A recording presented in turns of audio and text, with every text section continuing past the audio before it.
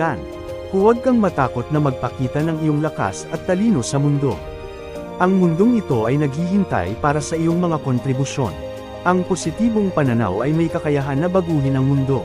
Magtuon ka ng pansin sa mga magagandang bagay sa buhay, at makikita mo kung paano mag-iba ang iyong kapaligiran. Ang iyong mga pangarap ay mas malapit kaysa sa tingin mo. Huwag kang mawala ng tapang na tuparin ang iyong mga pangarap at gawing inspirasyon ang bawat hakbang na iyong gagawin. Sa kabila ng anumang takot o pag-aalinlangan, tandaan mo na malayo ka na at patuloy kang lumalakad patungo sa iyong mga pangarap. Hindi tayo nabubuhay para mabuhay lamang, nabubuhay tayo upang magtagumpay. Ang bawat araw ay isang bagong pagkakataon. Huwag mong sayangin ang araw na ito sa pag-aatubiling maging mas mahusay kaysa kahapon. Ikaw ay may kakayahan na baguhin ang iyong buhay at ang mundo.